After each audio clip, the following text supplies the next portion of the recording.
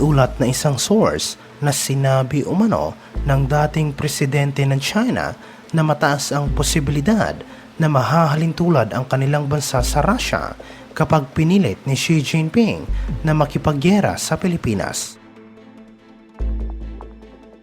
Sinabi ni dating Chinese President Hu Jintao na hindi umano malayong mangyari sa China ang kinakaharap na problema ngayon ng Russia kapag pinilit ni President Xi Jinping na galawin ang kaalyado ng Estados Unidos sa Indo-Pacific. Pinayuhan umano ni Hu Jintao si President Xi Jinping sa isang closed-door meeting ng mga matataas na opisyal ng Chinese Communist Party na huwag nitong galawin ang Pilipinas pati na ang Taiwan dahil sigurado umanong hindi ito palalampasin ng Estados Unidos. Sinabi naman ng ilang eksperto na malinaw umanong nababahala at kinakabahan ang dating Chinese President dahil sa mga ginagawang agresibong aksyon ngayon ng Chinese military sa West Philippine Sea na posible umanong humantong sa isang malaking gulo. Iniulat ito matapos nangako ang gobyerno ng Pilipinas na hindi nito pababayaan ang Ayungin Shoal at ipagpapatuloy ang mga ginagawa nitong resupply mission sa BRP Sierra Madre sa gitna ng pagiging agresibo ngayon ng Chinese Coast Guard sa West Philippine Sea.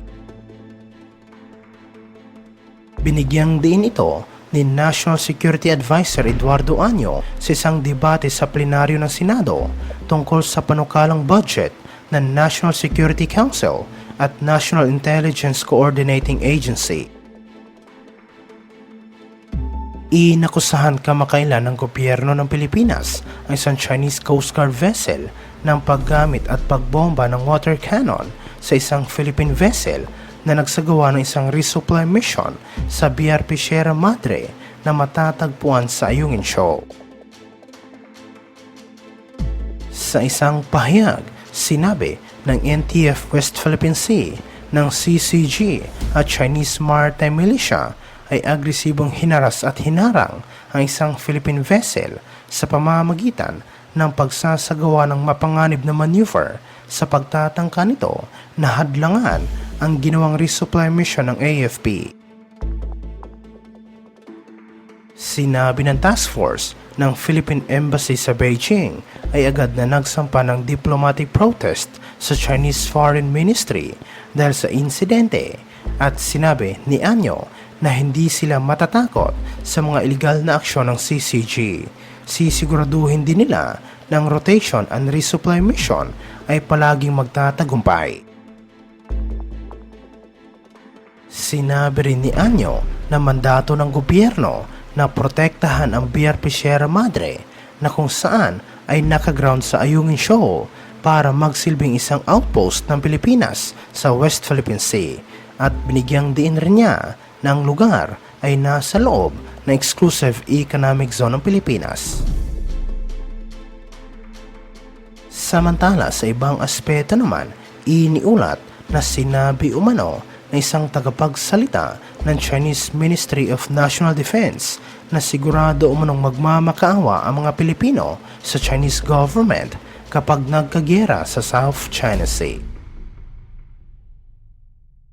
Sinabi ni Ren Guochang na hindi umano gugustuhin ng mga Pilipino na makaharap ang Chinese military sa South China Sea at anya na pagsisisihan ng Philippine government kapag kinumpronta ng Armed Forces of the Philippines ang PLA sa pinagtatalunang karagatan.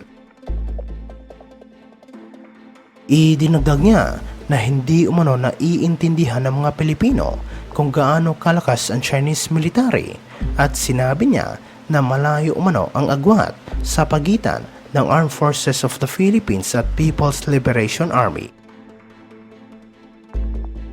Ngunit sinabi naman ng ilang analista na hindi dapat maging kampante ang nasabing Chinese official dahil maraming malakas na kaalyado at kakampi ang Pilipinas tulad ng Estados Unidos, Australia at Japan at siguradong hindi umano kakayanin ng PLA kapag nagtulungan ang mga nasabing bansa. Iniulat ito matapos nagpahayag ng suporta ang Estados Unidos at European Union sa Pilipinas laban sa mga ginagawang pananakot ng China dahil sa pagbomba na naman ng Chinese Coast Guard ng water cannon sa mga barko ng Pilipinas na nagsagawa ng resupply mission sa BRP Sierra Madre. Ayon sa tagapagsalita ng US State Department, ng mga agresibong aksyon ng CCG sa Ayungin Shoal ay hindi umano naaayon sa international na batas at ito ay isang pattern ng mapanganib na operational behavior ng Beijing sa West Philippine Sea. Sinabi sa kanyang pahayag na maninindigan sila kasama ang kanilang kaalyado sa Pilipinas. Anya, nakabalikat na Estados Unidos ang kaalyado nito sa gitna ng paulit-ulit na ginagawang panggigipit ng People's Republic of China sa West Philippine Sea.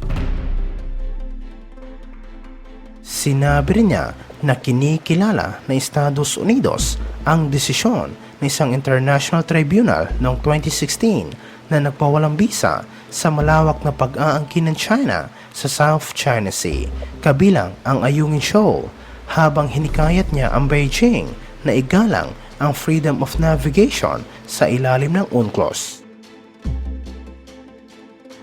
Muli ring pinagtibay ng Estados Unidos ang commitment nito sa ilalim ng Mutual Defense Treaty sa pagitan ng Manila at Washington at sinabi na handa silang sumaklolo sa Pilipinas kung sakaling magkakaroon ng anumang armadong pag-atake sa West Philippine Sea at South China Sea.